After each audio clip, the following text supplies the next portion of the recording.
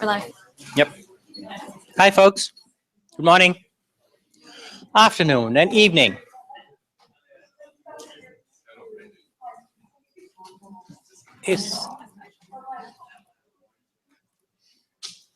Okay.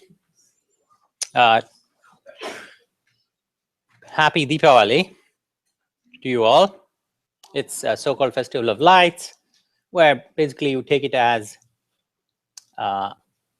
ignorance being cast out by the light of knowledge. And what better way to spend than being in class all day, right? I'm sure you guys are you can't get enough of knowledge to change the world. Today, initially, we were to have had a distinguished speaker, Ms. Sunita Narayan, extremely kind of charismatic leader who heads the Center for Science and Environment. But for a series of unfortunate lemony snickety things, we're not going to be able to have her today. So instead, I'm going to give a talk on CSOs. And then we actually, as planned, we have for a good part of the class, we're going to have Dr. Mari Pangestu, who is an extremely distinguished economist and a former minister of creative economy and tourism from Indonesia. She was a minister for 10 years. And before that, she had spent a life as a top-notch researcher in one of the most distinguished institutes in Jakarta, CSIS. So we're really lucky to have her. She's going to be coming in soon. So in the meanwhile, I'm going to kind of lead off on CSOs. As I'm sure you guys have devoured the readings, it's not what one would expect. The CSOs, NGOs, will go into it, have done a lot of good work, no doubt about it. Kind of vaccinating children, getting kind of the last mile kind of education, health, making sure that there is connectivity. I think there is no doubt that in the post-war period, for your generation, I need to say post-Second World War, because for you it's ancient history. They have done an amazing job from the 60s, 70s, 80s. But always there has been this undercurrent of are they really fulfilling their mandate, their mission? Are they doing a good enough job? Are they merely there for service delivery? Are they there for something else? Are they a proxy for government? Why do they organize civil society? Towards what end? Towards whose end? So these are all important questions. And in this network, many of you will be leading NGOs, CSOs in your lives, professional lives. You would be doing policy analysis. You would be top politicians representing your constituency. So it's important to reflect on these issues. It's important to reflect on what do the NGOs bring to the table? Where are they good? Where are they not good? And what are some of the issues that we need to be kind of thinking constantly about? Because it's also extremely dynamic. The NGOs of the 60s through the 80s are very different from what we have now. So with that, let me have a short presentation. So with that, let's start off. Shweta? Shweta always gets nervous if I touch anything here.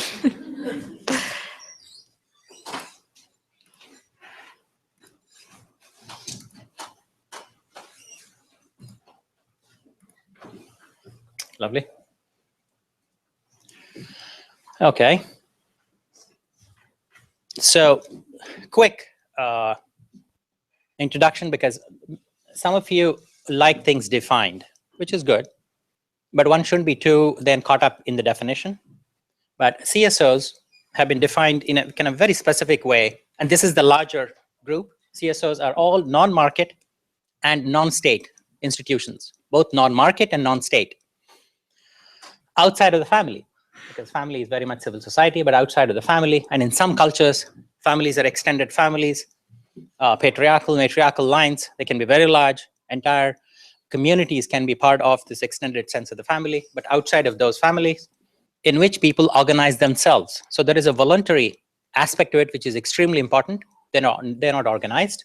but they organize themselves. That means they're willing participants in organizing themselves to pursue shared interests, not in the private domain, which is what the market does best, but in the public domain.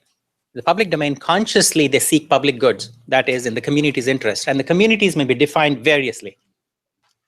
And there has been a lot of interesting work on the sense of community, going back all the way in the 1960s to peasant movements, how do they define themselves, to much more recent work of Bob Putnam and others on social capital, who has high levels of social capital, who does not have high levels, what are both the positives and the negatives of social capital. Because after the initial sense of kind of almost romanticization of social capital, people realized that people who are outside these groups have negative social capital, which is not good for them. So the sense of community is important. So this is about civil society organizations. And in our lives, you would have come across them in every which way. Columbia University is, with this definition, it is a CSO because nonprofit organization.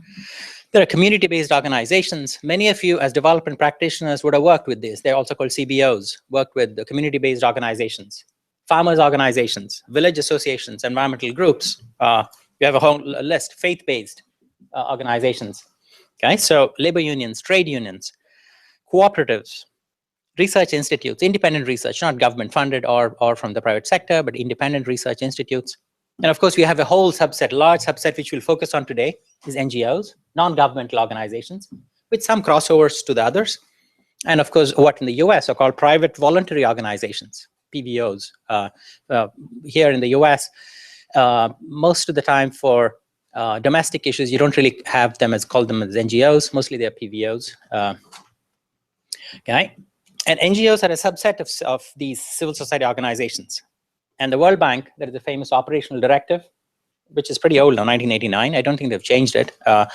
It says private organizations that pursue activities. By private, they mean not public, not government. They don't mean market. They pursue activities to relieve the suffering. Look at that very kind of interesting kind of slant. To relieve the suffering, promote the interests of the poor, protect the environment, provide basic social services, or undertake community development. So here, there is no sense of communities coming together. These are organizations. It's important. The World Bank doesn't talk about communities of poor people, of associations coming together, but these are organizations that pursue. So they have institutionalized, in this sense, the definition of an NGO. And further, they're supposed to, again, from the bank, much later one, which is which has been republished by the NGO handbook. These are value-based. So I didn't know that you could have organizations that are not value-based. So these are value-based organizations. So there is a particular slant, value-based in the sense they are compassionate, they help the poor, in that sense value-based, because you could argue that the market is driven by value-based, where it is you maximize profits while working within a certain set of kind of guidelines. So all of us are kind of part of value-based organizations, but in this case, they're very specific on charitable donations and voluntary service. Okay, so I guess the latter part, voluntary service, is no longer that true anymore, in which principles of altruism and voluntarism remain key defining characteristics, right? Many of you have worked, or if you have not worked or planning to work as development practitioners, either in this space or working with NGOs as partners. And the work in the development space by NGOs, it can be categorized along the following lines. They do advocacy functions. They're extremely good. While they're good, they're really terrific. They do a lot of good advocacy functions to make sure that you get services for the poor, whether it's in the rural, urban areas, to maintain of ecosystem services. They have kind of, they had the voice to bring in infrastructure. They always kind of push governments to bring in kind of more transparency, accountability. They kind of coalesce interests. They help organize households, communities, labor, specific forms of interest. They kind of help organize them. They are extremely important for the delivery of services. The whole service delivery mechanism depends in many countries, in many communities, on the good work of NGOs. And they also help build infrastructure, build schools, educational institutions, both soft and hard infrastructure. They also do a lot of kind of assessments, research on policy. What should be the framing of policy? Is it good or bad? They assess them, program. Are the policies followed through by good programs, or is it just kind of at the policy level? How have the policies and programs worked, the efficacy of them, the efficiency of them? And they do a lot of work on institutions. Is the architecture of, for example, development aid, is it the right thing to do? How do we go about it?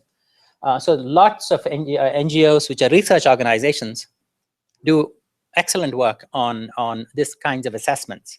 Okay? And they also legitimize by lending voice. They legitimize causes, they legitimize efforts of others, of trade unions. So they have a very important function. So across this development space, you can see that they're really important. NGOs have been playing an extremely important role. And it may be hard for you to imagine a time when there were no NGOs. There are literally no NGOs. This is all kind of mid-20th century, accelerating in the 80s, 90s, for a number of reasons that we can go through. And now we have millions of NGOs. I don't think there's any part of the world without NGOs, even in fairly, well, I don't know, maybe in North Korea, maybe there isn't, but in most parts of the world, there are government sanctioned NGOs, so the so-called gongos, in many parts of the world.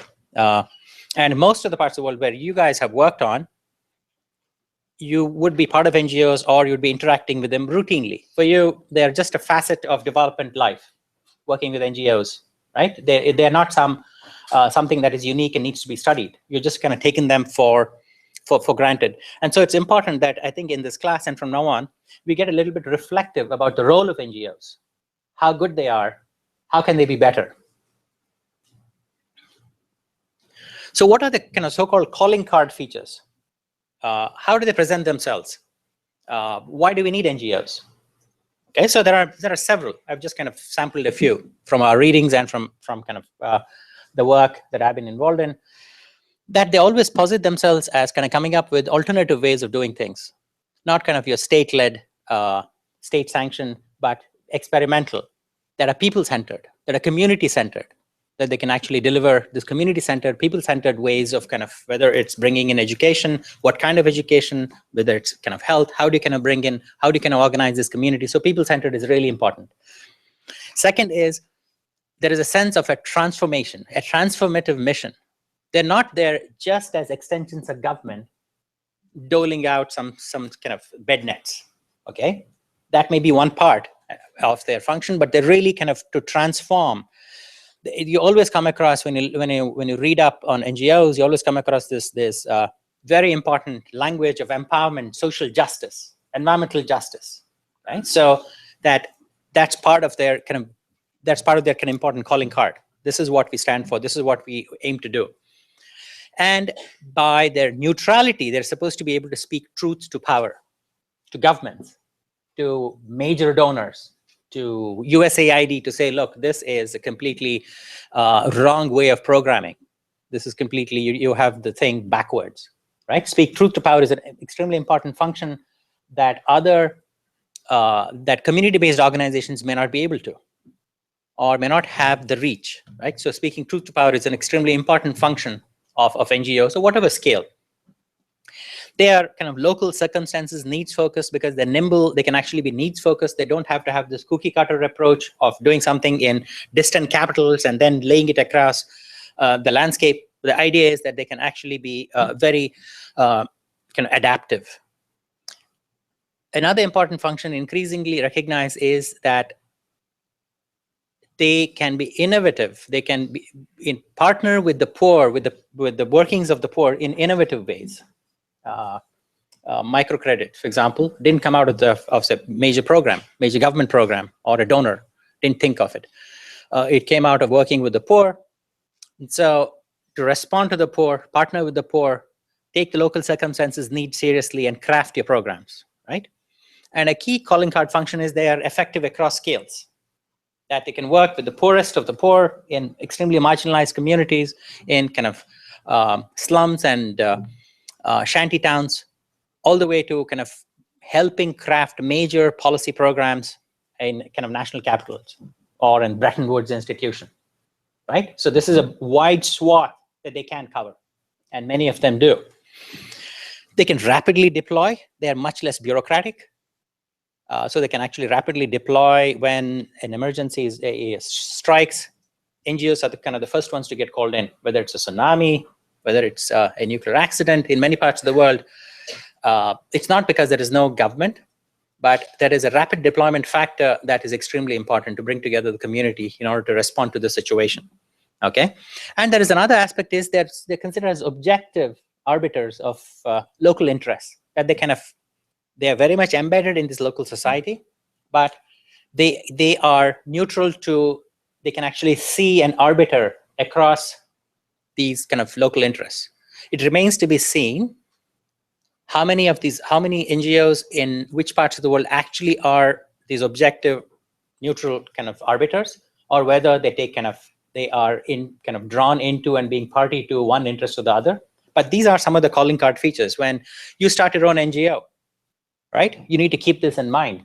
When you do something, when you are locally involved with, for example, an environmental justice movement, you need to be conscious about what's the political economy, what are the dynamics, the power dynamics of this. You need to walk in with your eyes open to make sure that you have a fuller understanding of what is, not what people say is happening, but what actually is. And they are also unconstrained by ideologies of nationalism, of religion, of ethnicity, right? So NGOs as arbiters of a certain value of development are supposed to be above this. You don't, you can be faith-based organization, but that is not the only thing that drives you, right? So, and a key thing, time and time again, we'll come across is they have value-driven and passionate staff. Most of them kind of young folks like you guys, okay, extremely passionate, dedicated to your work, that you really want to be the agents of change. You're not yet not yet turned cynical. You guys are all below 40, so you still have several years to go to see the light of cynicism. But you still are, which is great, to actually have this, be driven by this passion and say, look, whatever, I just turned 40 last year, so I can say boldly. So it's really important to recognize that NGOs have this real commitment to change, right? So these are the calling card features. And where are they active? You guys have been active in many of these, in natural disasters, in civil conflicts. And by uncivil, I meant military conflicts, right? Because if you have a civil conflict, then you need to have an uncivil conflict where you bomb the hell out of each other.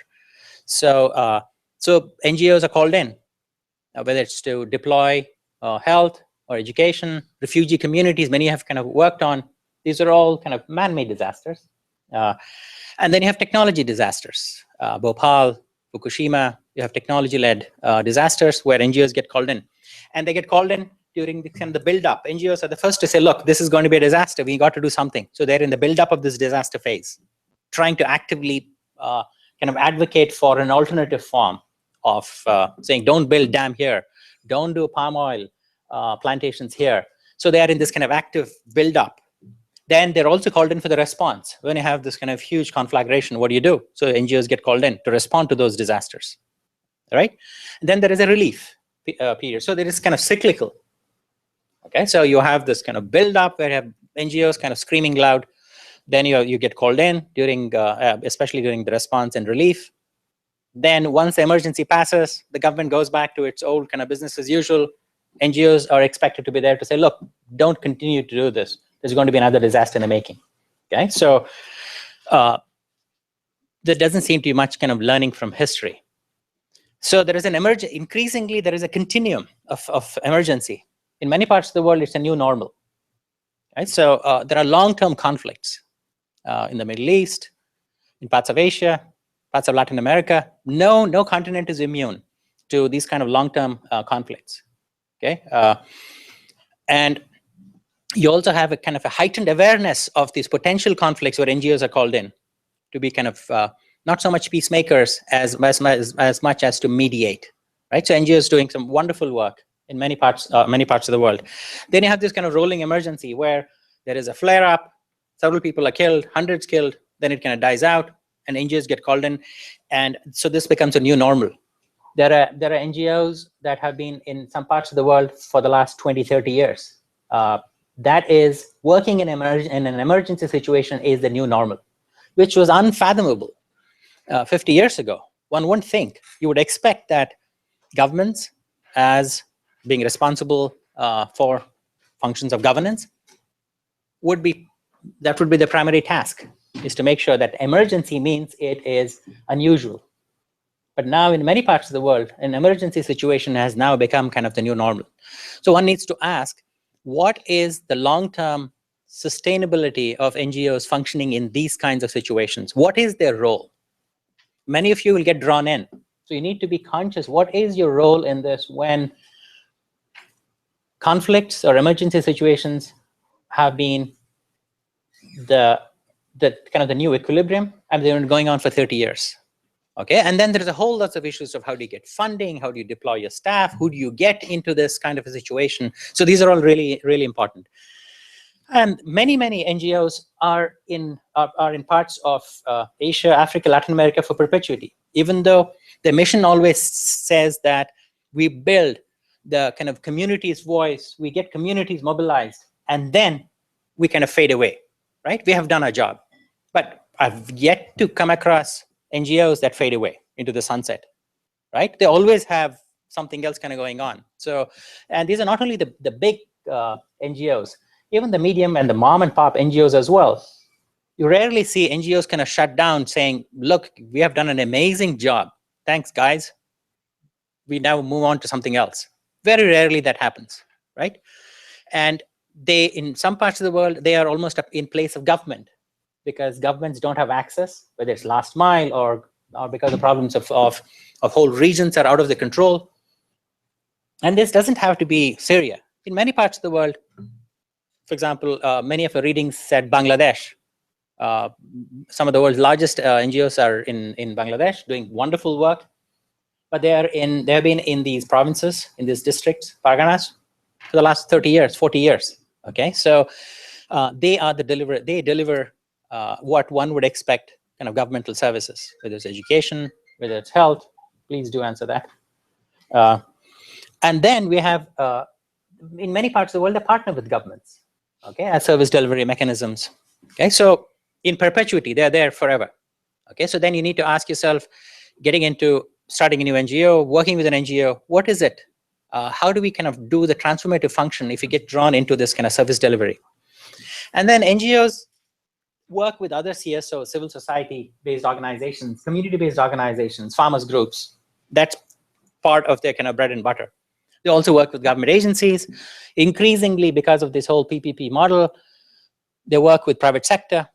And initially in the 70s, 80s, it was something considered as new, and one has to be careful. But now they work with private sector, as you would have done in your readings, across all the way. You have private sector people in the board, CSR, corporate social responsibility, all the way to actual funding of projects. So working with the private companies, private sector has now become pretty routine for many NGOs.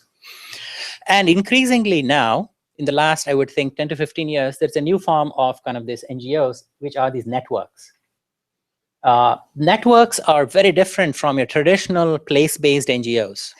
You've had, for example, the big NGOs of the world, Oxfam, CARE, ActionAid, Christian Aid, they're all very large, multi-million-dollar enterprises. But there was a sense of place, and they may have had their subsidiaries or branches. They have different kind of governance functions and governance arrangements, but there was a sense these are place-based. Oh, that's an American NGO, or this is a Kenyan NGO, this is a Chinese NGO, right? But increasingly now, because of the network, that's now beginning to be extremely blurred. Okay, so I just want to walk you guys through. I just picked up one so-called Access Initiative. This is, they say that they're the world's largest network of civil society organizations dedicated to ensuring that local communities, I mean, see, this is at a global network to ensure that local communities have the rights and abilities to gain access to information and to participate in decisions that affect the lives and environment. So there is issues of environmental justice, empowerment. So it's in this kind of globalized space where you have a global network focusing on kind of very, very kind of local empowerment, right? And they do that by carrying out evidence-based advocacy to encourage collaboration and innovation that advances transparency, accountability, inclusiveness. So all of the things that we said are calling cards. So these guys are actually there kind of doing it. Hi, Murray. So the core team, it's very impressive to kind of see the so-called core team, the pillars, the institutional pillars of this Access Initiative are kind of truly global. You have in Africa, you have in Southeast Asia, South Asia, Europe, Latin America, then you have WRI for the rest of the world, right? So it's really impressive what they have done. Kind of they've taken kind of looking at the regulatory functions of governments, looking at rules to say how can you create space for the poorest of the poor, the marginal communities, bring in environmental justice, okay, through a global network, right? And the secretariat is the WRI, and clearly they do a lot of the core functions of fundraising, networking, national assessments, and so on. And the funders are the usual suspects. Funders are mainly from the North, European Commission, Netherlands, the Danes, Swedish, who would kind of have been funding kind of good development practice for the last 30 years. Foundations and the bank.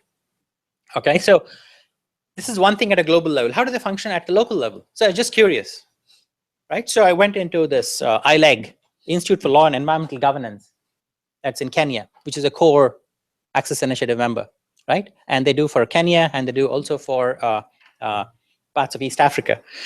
And then you realize that ILEG, in fact, has a huge mission, and they themselves are, in some sense, networked into another series of other institutions, NGOs, kind of further down. So you have TAI then is a meta network of institutions and networks, which would have been unfathomable 20 years ago. Just the logistics, the overheads of having to function on programming would just have made it impossible. But now this is reality, and it's accelerating.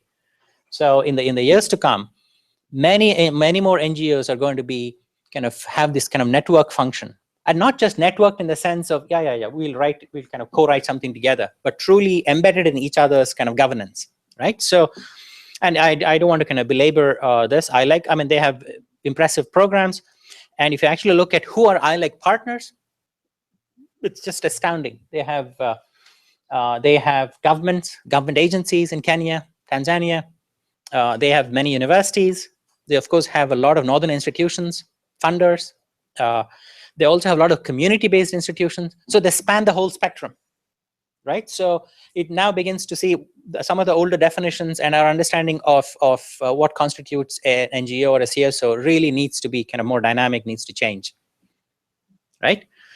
So you have a network of networks that, again, do advocacy functions. They also advertise for each other. They help organize each other's work. They collate others' research, or they promote good research. They legitimize the functioning of other NGOs. They fund. They're also now become the funders of other kind of programs. And so they become kind of throughput functionaries of development. And they also are heavy into branding, which many of the readings kind of took exception to, that now they have a sense that they need to brand themselves. So there are several criticisms. Now we have Dr. Pangestu here, so I need to just walk you quickly, guys, through, and then we're going to have a Q&A with Dr. Mari Pangestu. So there are several kind of criticisms of NGOs, because remember, the calling card was transformative, that empower social justice. So if you hold them to that, the test of that, it turns out that many of them have weak roots in civil society. Okay, they have either outgrown the roots, or they just have a delivery mechanism where they're not really rooted in civil society. Through the work, many people have well-founded kind of grievance that they marginalize local communities. By speaking for the local communities, you actually disempower the local communities. Instead of giving voice, you actually kind of take away their voice. They encourage governments not to kind of take on some governance functions in difficult areas by saying, okay, we're just going to now have NGOs do the service delivery mechanism. They abdicate responsibility to these NGOs. Because it's an intensely competitive field to get funds, there is exaggerated claims about achievement. So M&E is usually one of the weakest parts of most NGOs, monitoring and evaluation, because they're always claiming that they have kind of changed the world, zero poverty, no child left behind, right? There are plenty of children left behind, right? But that's the rhetoric, because it's also a competitive field. In order to kind of make your claims heard, they're overly concerned with corporate image. They have now professional managers running them. Okay, so and you shouldn't belabor that they get paid a lot or they get paid too much. If they do a good job, that's great. Most people are not Gandhian, right? But the problem is then they become less focused on what the mission is, but less focused on NGOs as an institution itself, because there's a longevity to it. So they've focused on the corporate image. There is a deep sense that there is an extremely northern bias in terms of expertise and in terms of where people come from, the funders and so on. There is a kind of a northern dominance still in the 21st century. And there is a profound sense that they deflect energy, community energy, people's energy from confrontation by having this almost palliative, by kind of focusing on delivery service. They almost co-opt the local people. Okay, and may not be in a calculated sense, but the net result is you begin to kind of co-opt them. There is a thing about scalability, boutique development. I call it boutique. Boutiques are not scalable. That's why the whole point of having a boutique. You can have one kind of this fine vest. You can't really have a million of them. Well, I guess you could, but the boutique is non-scalable. So non-scalability then becomes a huge thing. They put in huge amounts of resources to make sure that they have in a sub-district in I don't know, Morocco, an amazing, well-functioning health system, right? And then they tell the government, okay, now you do this in the rest of the country. The government says, look, the amount of resources that's gone in, the expertise that's gone in, it's simply not scalable, right? So the boutique development. So you guys, when you begin to work or when you go back to work, you need to have a sense, it's fine to do boutique development. It's fine to do this, to say that, look, this is proof of concept. We can say that this can be done, right? But then to expect someone else to pick up the pieces is problematic. Increasing, there is a sense that some of the large NGOs are accountable upwards to the donors and not to the people who they are supposed to empower, who are to who have the sense of social justice is kind of missing. They're becoming more and more development consultancies, right? And not really the transformative function that they had promised. And finally, there is a sense that they also add to the cost of development. There's lots of kind of interesting studies of not in the last 15 years. That's why I didn't put it up for reading, about what are the cost of development of NGOs. It'd be really great to kind of actually have case studies of situations where what is the true cost or the benefits of actually having kind of NGOs do this work as opposed to not having them do the work. And again, a profound one is this projectized, whether they're all cut into silos, deflects movement for social change, that it actually disempowers. You actually begin to break up the community, say a kind of an urban poor community, into along gender lines, along kind of lines of where you actually kind of live. So there is a sense of a breakup of solidarity, right? So the question kind of remains, which is what we would want to kind of look at. Can we have sustainable development with NGOs? Can we have sustainable development without NGOs? Okay, and it all depends. Depends on what we expect them to do, how we hold them accountable for which functions, what's the role of the donors, what's the role. You can't just blame the NGOs. You need to look at the entire development space. Okay, so in what transformative way can we actually change the situation now, so that when you go back to work, or you guys are actually working, you have a sense of what does it take to transform whatever you do. So with that kind of shortish kind of intro, I'm delighted now to welcome Dr. Mari Pangestu, who's just kind of come into the room. So what we'll now do is I'll just have a kind of a Q&A with Dr. Mari Pangestu. She is visiting Colombia. We're really lucky to have Dr. Pangestu visit Colombia. She was for over close to a decade a cabinet minister in Indonesia, one of the most kind of respected cabinet ministers for tourism, creative economy. And she also is an extremely noted economist, having worked for a good part of her life on economic issues in Southeast Asia, in CSIS, as I mentioned earlier on, before she walked in, which is one of the most well-known policy think tanks in Jakarta. So now what we'll have is, I'll have Dr. Mari Pangestu give a very brief introduction about herself, and then it'll be Q&A in order to allow Global Classroom to function. Unfortunately, this part of the class will have global Q&A with just me and Dr. Pangestu, and then for the Columbia part, we'll then open it up. Okay, so Mari, thank you for coming. Thank you, Sif. I actually came for the bagels and coffee. Just a brief introduction about myself. I started out my life as an academic economist and working in the only independent think tank probably in Southeast Asia, meaning that we don't have any funding from the government, working on good policy, basically. But I've also been involved in other NGOs, a little unknown fact, maybe even to you, Shiv. I started a NGO working on indigenous people's rights called Sejati, which worked together with the people in Papua or West Irian at the time, who were displaced by Freeport. Okay, you can. So if those of you interested in those type of issues, and I also was involved a lot with women empowerment type of NGOs and so on. But I have this interesting experience where, as in a policy think tank in a authoritarian Indonesia, we started out being close with the government. It was started actually with some of the assistants to President Suharto at the beginning of early 1970s, with the idea, good idea, strategic policy thinking and so on. And then over time, we fell out with the government. We became the opposition.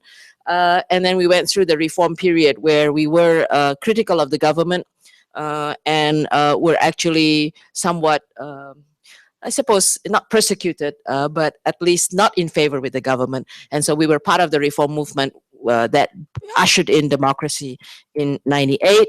And a number of people who were part of that reform movement, including the president who became president in 2004, he was reformist in the military side. We came into government in 2004. So you have this, okay, you've talked about reforms, you fought for reforms, now do the reforms. Hey, it's not that easy after all.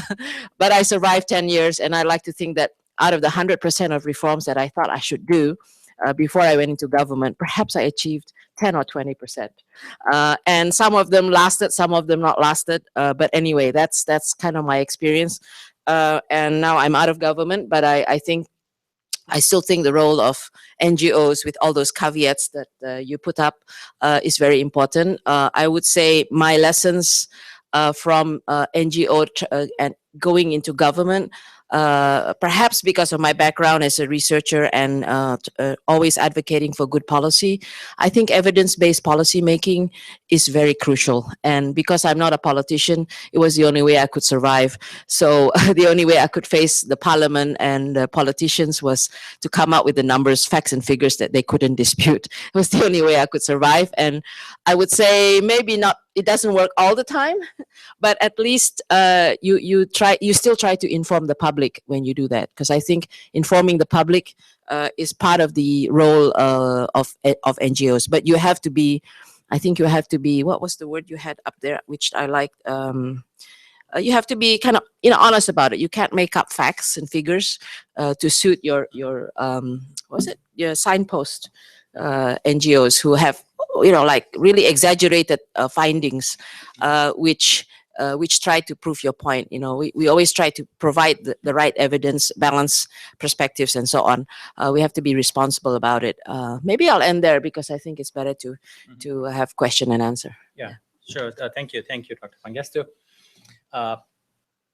Indonesia, as in other parts of the world, you have these, broadly speaking, three sectors. You have the private sector, you have the civil society sector, then you have the government. Mm-hmm.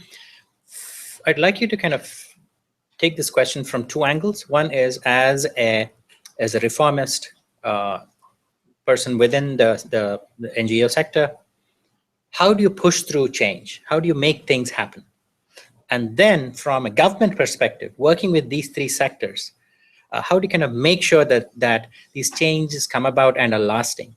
Can you just either from your own experience or from looking around the world, experience that things have happened, things have changed and have lasted? Well, as an NGO advocating from the outside, it depends whether you're under a democratic, open environment or not. And the way you survive is quite different between the two. I mean, in a less democratic situation, I think just to reflect on how think tanks have survived in that kind of situation. One is having independent funding, which doesn't just come from international sources, is very important because that shows buy-in domestically. Second, you have to have local capacity. You can't just have NGOs that are run by foreign people. Yeah, they may have the capacity, they may have all that, but then you run into suspicions. Oh, this is a U.S. run or whatever. You have to have enough local capacity. So building enough local capacity to do the right kind of work and to speak out properly, so we learn under non-democratic period how to talk without getting into trouble with the government. But we still get into trouble in government. But fortunately in Indonesia, when we get into trouble, at least in my experience, I didn't get put in jail, but I got a lot of phone calls. And you can imagine, this is 17 years ago, not too long ago. I used to go on CNN a lot, and people thought I was so brave going on CNN and speaking my mind, basically. People thought that was so brave. I mean, you look compared to today's situation where you can say anything you want. It's kind of like, it was no big deal. But at that time, just speaking out was a big deal. And you have to be careful what you say. There are ways that you can say it without actually being frontal, okay? But then, of course, in a democratic situation, it's different. You can say whatever you want, but I think saying whatever you want actually sometimes is not good because you don't base it on any evidence. And I still think that's important. While you don't have, so when the government is not sympathetic to the NGOs community, then what you need to do is advocate, build networks, build support, so you're not alone, like-minded NGOs, and you have to use the media, and you have to have open public forum. That's what we used to do a lot, and we provided them some, in a non-democratic situation, you can do it closed door. Chatham House rules, closed door. Some government people who are sympathetic to you will still come, as long as they know it's Chatham House rules, and they're not going to be quoted. They're not going to get into trouble. Whatever they say is not a government position. We did a lot of that in the authoritarian period of Suharto, where we actually brought private sector and government and NGOs together to have a frank conversation. Closed door, Chatham House rules. So that depends on, and in today's situation, you can do all that openly. And what is important is you should not be biased. You should have an open mind. Because sometimes you come in saying, oh, I know what's right. This is the ideal solution.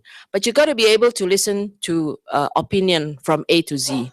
And that's what I did a lot. I knew that I didn't agree with some other NGO or some other opinion, but I would invite them. And I actually found that I did learn their viewpoint better, and they are less antagonistic to you as well in the end because you're open. And that actually helped me when I transitioned into government. In government, how do you involve NGOs, private sector, and so on? Because of my background, I think I was very open, and it shocked the hell out of my bureaucrats, believe me.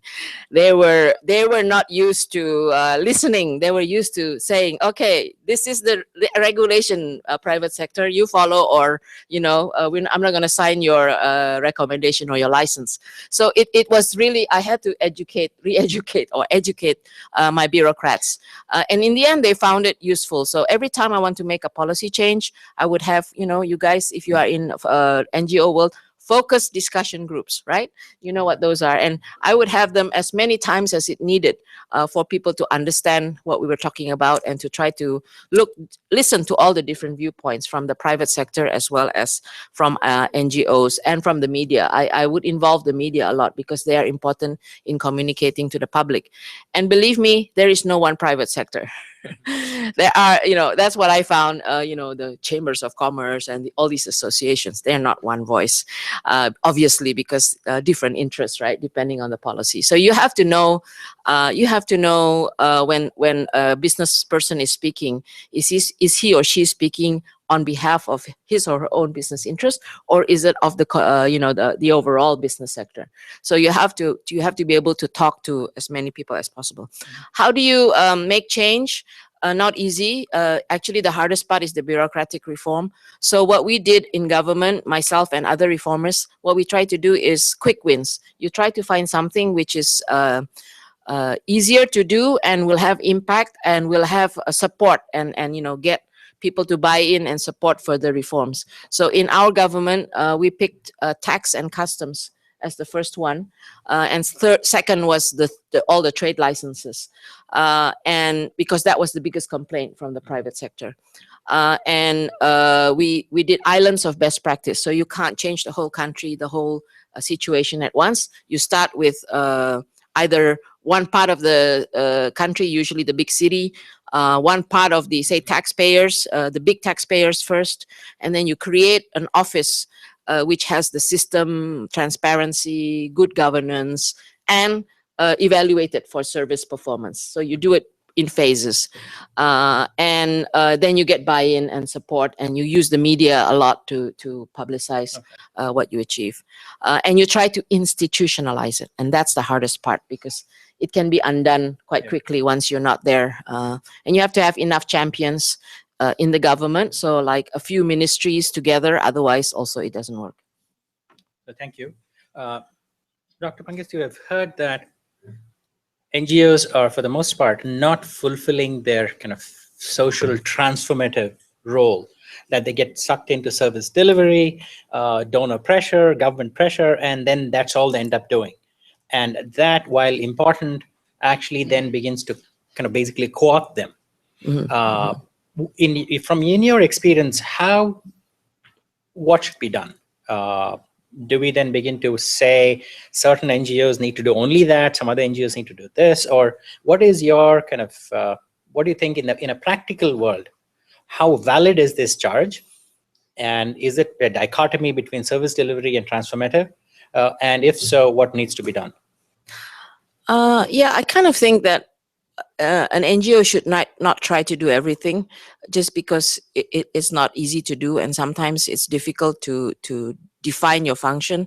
I think in my experience, you have NGOs which are positioning themselves to empower the community, but they should not be the ones that deliver in the end, because the delivery maybe has to come from another NGO. So I'll give you an example that is based on my experience with NGO, and I'll give you maybe two or three examples that kind of drives the point home. One of the tasks I had as a Minister of Trade was to revitalize the traditional markets. And the previous way the government did it was, okay, we have a budget of 500 billion rupiah. We have a few thousand markets. Everybody gets 500 million rupiah each. That's it. And it's basically one size fits all, and it's physical. And we found that after 2 years, the markets deteriorate because of, too little money, nobody's paying attention to the quality and so on. So we changed the model. We said, okay, now we need community empowerment. It's not one size fits all. Every market in every different part of Indonesia has to be dealt with differently. And we developed a system where, first of all, you have to have NGOs facilitating the people in the market, the people who are working in the market, working with them to understand the needs, and to also train them to not just trade in the market? How do you improve their trading capability, their ability to have bookkeeping or to keep the market clean? Management and technical skills. And we said that given our experience with NGO and community empowerment, it takes 5 years for the NGO to really work with the community in the market and then phase themselves out and train somebody, and you work with somebody who is the leader in the marketplace. Okay, and then second, we had another NGO working who were involved in kind of a green design, a good design, kind of people, architects and urban planners who would actually try to design the market so that it would last and it would be in agreement with the cultural and the physical environment of the particular place. You could have a floating market in Kalimantan compared to a very condensed market in Java. They need quite different things. And to design it like you would a supermarket, right? What's the zoning so that everybody gets to sell their goods? Because we were also finding that the mafia in the market were occupying the entrance, and then the people inside didn't get any traffic coming in, things like that. So that was the physical planning, and they involved the local people also in the physical planning. Then you have another NGO which worked with the empowerment part after the market was built. So, we had different components and they were all local. Okay. This is the other problem, I think, in a large country. You should not have, just like you shouldn't have foreign-based consultants giving advice, you should also not have Jakarta-based consultants going to Kalimantan and only coming every month to look at what's happening. You have to empower the local NGOs to be involved and the local communities to be involved and pick a leader. Usually we try to pick the local leader and work with them closely. Another example? Another example. Is it 2 or 3? Okay. Okay. Another example is Sejati, which was the Indigenous Peoples Foundation. We were fighting with Freeport at the beginning. We had 7 founders. For people both on the network and here, okay, can you quickly tell us about the give us the context of the Freeport? Freeport is a big mine which kind of in copper, but also in finding copper, they also found gold.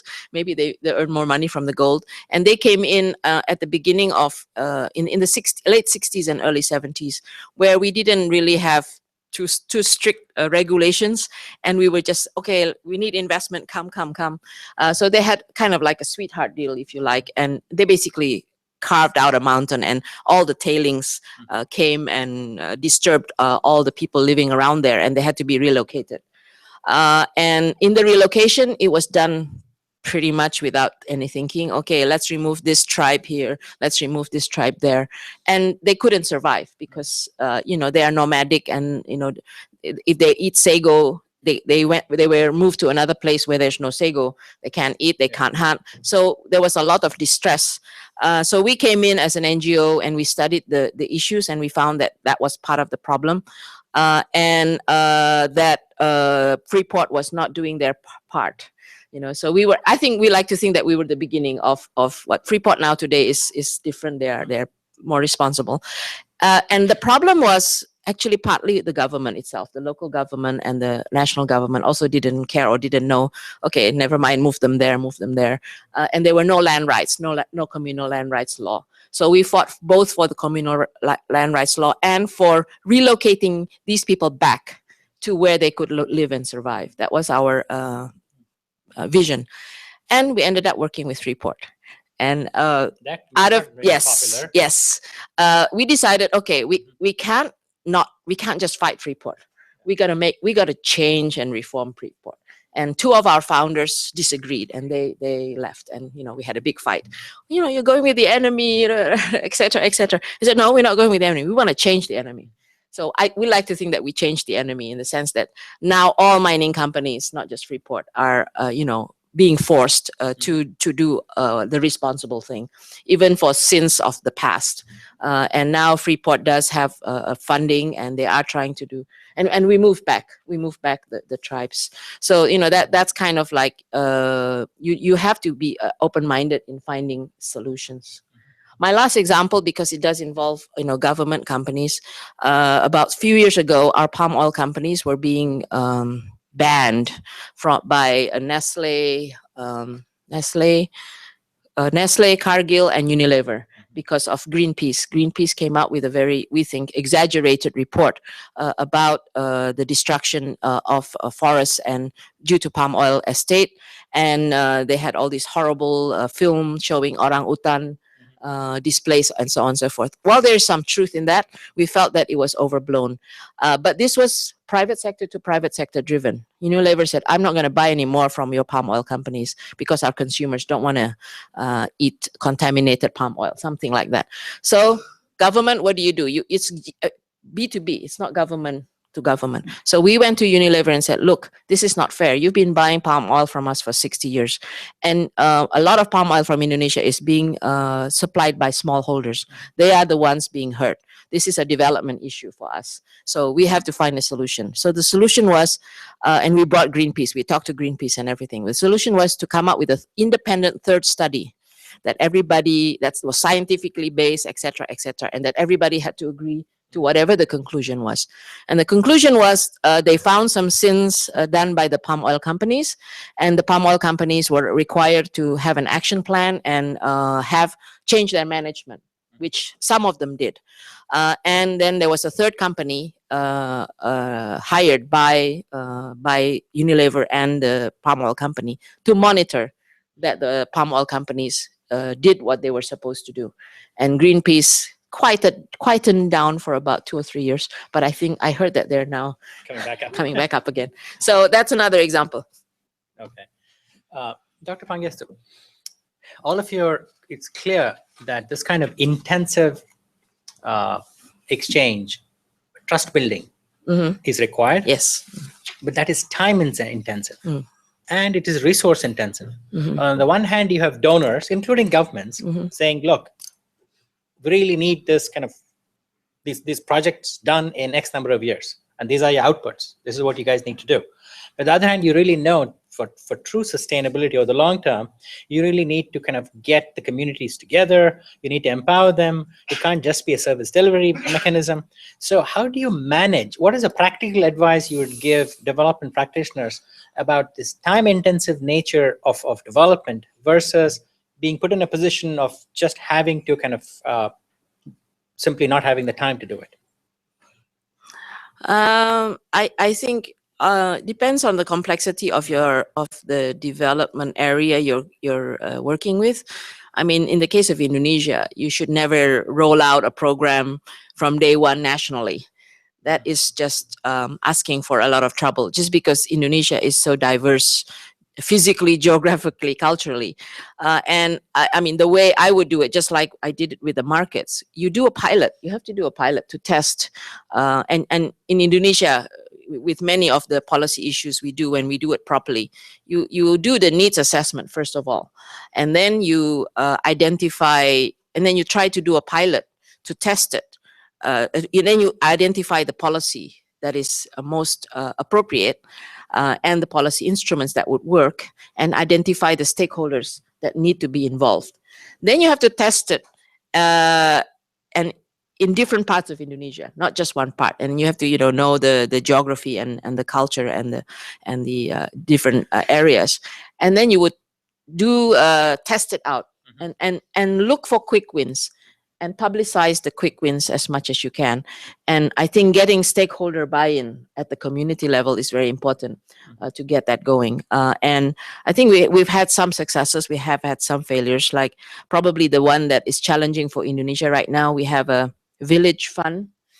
Every village will get I think it's 1.5 billion rupiah, which is about $100,000 every year, and they're supposed to. It's supposed to be bottom up.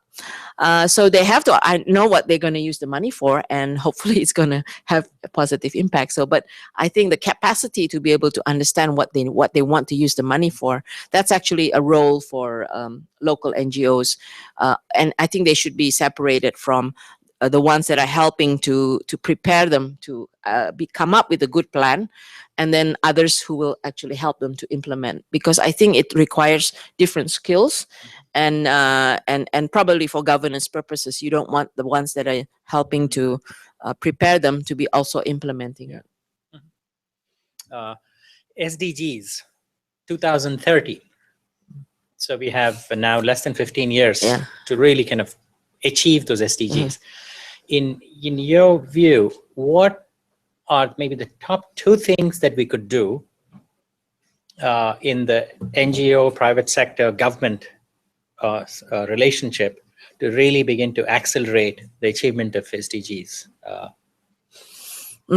That's a good question. I think there's a lot of education that needs to come in terms of just understanding what the SDGs are. So distilling it or synthesizing that into something which is communicable, is very important. And maybe picking 1 or 2 which are very important for that particular country, and then going with it and using the targets to come down to the sub targets, and then come down to operationalize it in terms of the national and local planning. I mean, my experience with the MDGs was that that didn't kind of happen at the local level. You kind of have it at the planning level and at the different ministries level, but it was never really integrated into the local level, local government. So I think learning from that experience for SDGs, it will be, especially in decentralized Indonesia, it will be very important to have the local governments have a buy-in. And so you need to integrate the SDG targets, not just in the national planning, but also in the local planning. And that's kind of hard. You really need to have good guidelines, simple guidelines, and probably pick 1 or 2 priorities, and even I would say pilot projects. I think, given my experience now in government, compared to when I was just an academic, just an academic, and thinking, okay, this is a good idea. We need to do this. We need to do. And then you try to do it, and you find, oh gosh, this is not easy. Let's just do what we can. And quick wins. I really believe in quick wins, because the proof is in the pudding, as they say. Until people can actually see, okay, if you do this, this is going to happen, and this is the result. People don't kind of, oh yeah, So it's picking some good quick wins and pilots within that sphere would be very important. Another slightly maybe interesting one, difficult one. Sorry? It's what we keep kind of reading and interactions with the government, NGOs, private sector. It's really about how do you negotiate power. You gave a really good example about going with kind of Freeport to make sure that you change the so-called enemy, right? But that means engaging with them, dealing with these kind of very powerful interests. Through this SDG period, for a room full or a network full of kind of young, aspiring, passionate people who really want to kind of create change, what is your kind of practical advice on engaging with power, so that you walk the fine line between co-optation and not getting things done at all? Do you let yourself be consciously co-opted because you have a higher kind of means to an end relationship, so that you really want the end to be, I don't know, getting some things on the ground? Or is it that you draw this line and say, absolutely not? So what would be your kind of frank, or should they just forget this and do an MBA and make lots of money and give it away to the poor? No, I think you should never give up. Keep your passion, keep your idealism. I mean, if despite my 10 years of, I would say, rather frustrating experience, I still believe in good policy. I still believe we can do change. And even if it's small change, it's still change. So I would say that it's just like any war. Study your enemy, study what would make them change, and it's always I think it's a combination of carrot and stick. If you're in government, then you have some power for the carrot and stick. So you try to figure out, okay, with this particular powerful corporation or powerful politician, what's going to make it work for them, to get them to come around to the objective that you are trying to pursue. And I think for corporations, obviously finding incentive, whether it's at the end of the day, it's their bottom line and their corporate image. Those are the two things that often matter to them. Sometimes corporate image doesn't matter too much to them, but increasingly it is becoming more important for them, especially if they are exporting or having international networks. And so you try to have carrot and stick built into some kind of framework to change behavior, right? And whether you get co-opted or not, that's always very tricky. I think that's the only way you can prevent yourself from being accused of being co-opted is to be very clear, where's your bottom line, where are you going to not go. And secondly, what I did a lot was so that I'm not accused of just favoring one particular corporation or one group of corporations. I would talk to everyone. The bad guys, the good guys, the middle guys. Sometimes it takes a lot of courage to talk to the people that you really don't want to talk to. But I learned a lot in having to change my own behavior. You have to talk to the politicians from all colors, and you also have to talk to corporations of all colors, and you have to listen. I mean, do a lot of listening, and you will learn a lot, and you will figure out very quickly who's who and what's what, and then you figure out the battlefield, as they say, and then you find the way that will hopefully change behavior and not get you co-opted. It doesn't always work, but it is time consuming, it is resource intensive, and you sometimes use charm, sometimes you use be a bit. What is galak in English? Fierce. You can be fierce. I'm not a very fierce person, but sometimes I have to pretend I'm fierce. And then when does soft touch work? When does hard touch work? I learned a lot in my 10 years in government. It was much more challenging than just being an NGO where it was softer. You're just trying to get an agreement around a particular issue. When you're in government, you're trying to actually implement policy, which makes a difference. So thank you very much. Okay.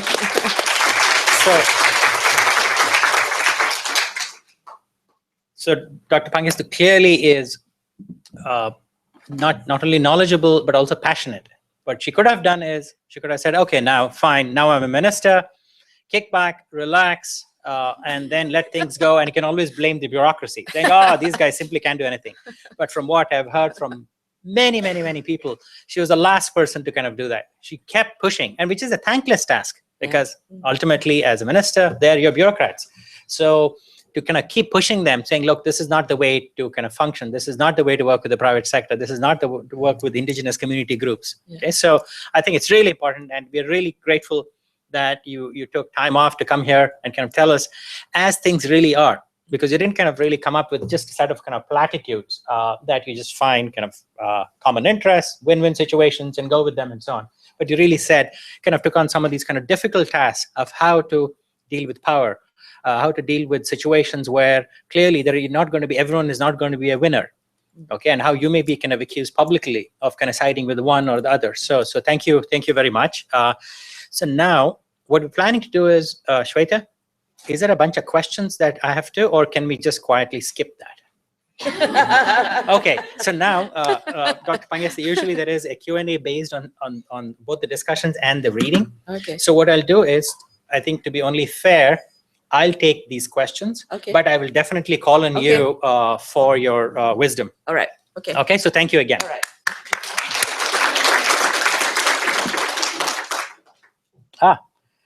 Okay, select. Morgan. Man, okay. Often in the past, the interaction of NGOs and governments has mainly been through advocacy. okay, or attempts to hold governments accountable and change policies. How do you think the interaction might change now that SDGs are stressing partnerships? Yeah, I think there is a huge element of advocacy functions that NGOs have to continue doing. And as Dr. Pangestu in her examples kind of said, there are different functionalities, and NGOs shouldn't be trying to do everything.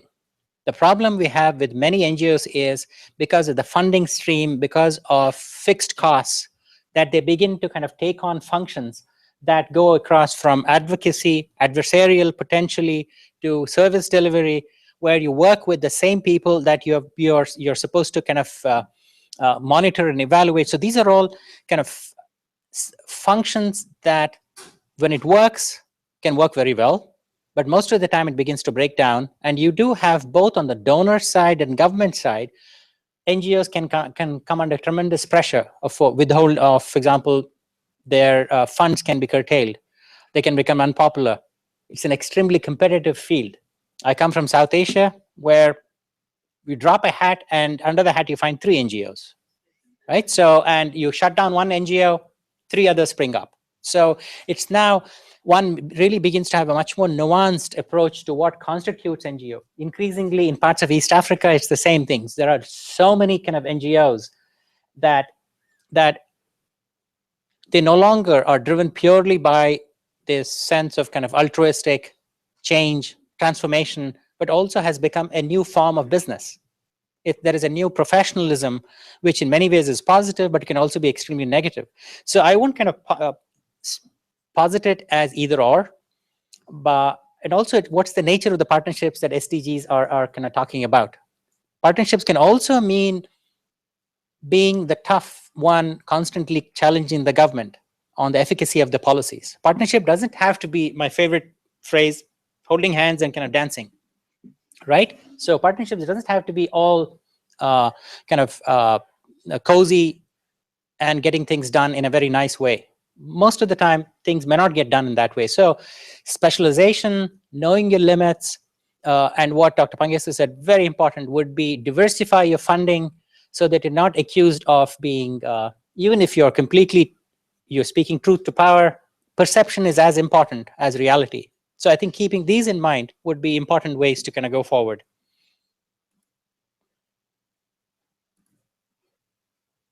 Okay, Alyssa. Okay, how come you guys have all the Columbia folks?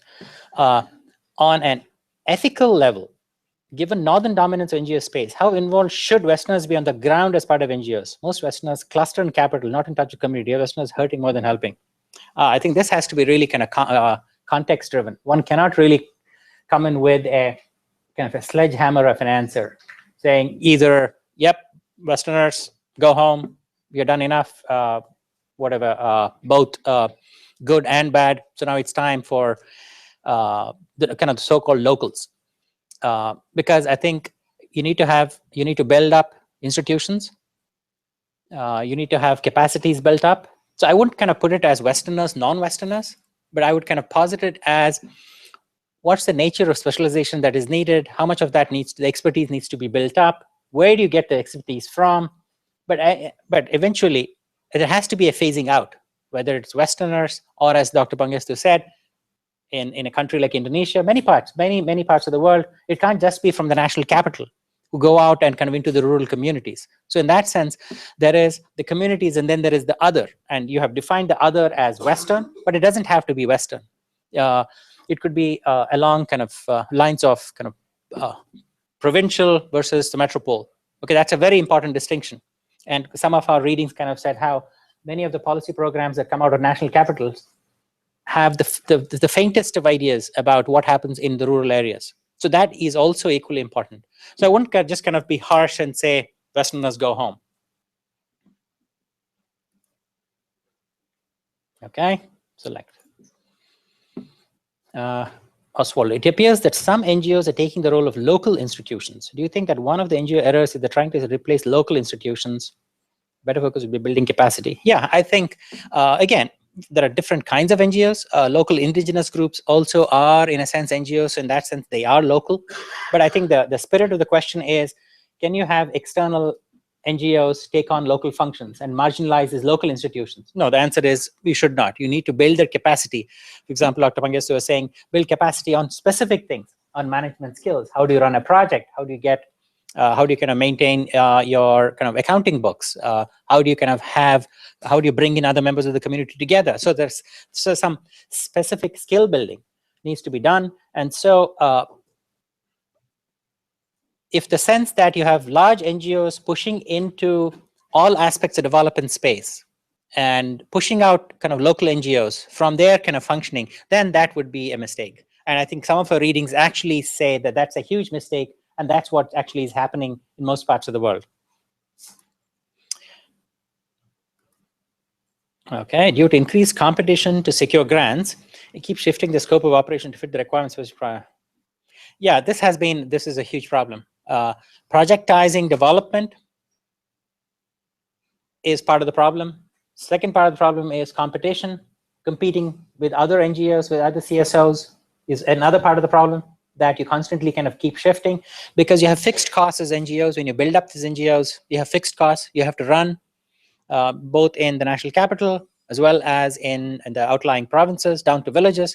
So these are all kind of large, almost like business enterprises. So it's no fun now to run these large NGOs, because you're constantly kind of going after the big request for proposals, or kind of you need to kind of reflect on what donors are planning to do. So that's the reality, is they keep shifting their operation to fit what the RFPs require. And this, in our readings, came across as being a fundamental part of the problem. Then again, maybe we can reflect back on what Dr. Pangestu was saying, was really, how do you begin to specialize? How do you know your limits of what you should be doing, what you should not be doing? Those are all kind of extremely important ethical dimension. And maybe that's not enough of that is being kind of reflected upon, kind of the ethics of who does what, who has voice.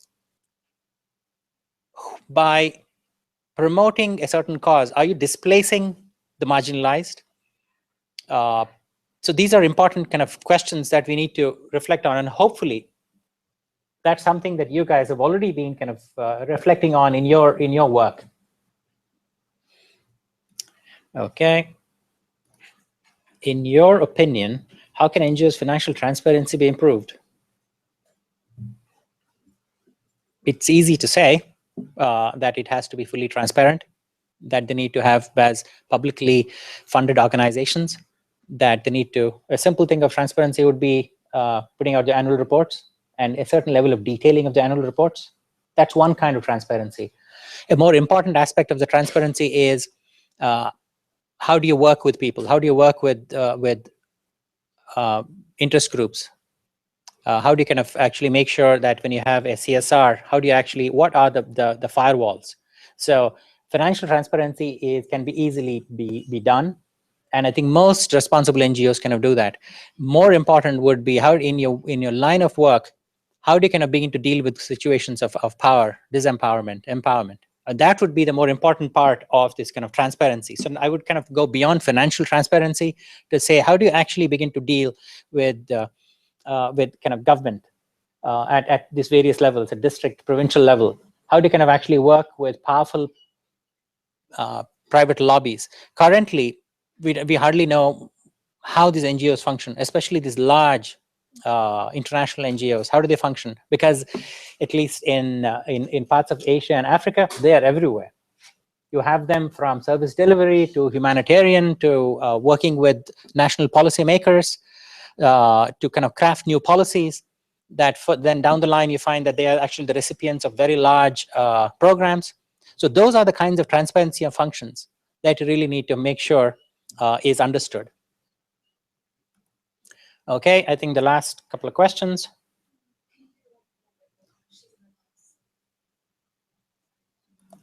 Okay. This one? Okay. Yeah. Although NGOs may have the potential to be alternative to, okay, it seems like difficult funding models are considered NGOs to measurable achievements or transformative mission. Yeah. So this is problematic. That when you have donors that are focused on specific outputs, time bound, 1 year, 2 years, 3 years. This is the number of kids that need to be vaccinated. This is the number of teachers that need to be trained. Many people feel that this projectizing a development, while it has a lot of material benefits, it actually has a very disempowering benefit to the longer term issues of sustainability, of the social transformation function that is being lost. People have also taken a stance on not taking money from private philanthropy, because then that's a really hard line by saying that how did the philanthropists make money?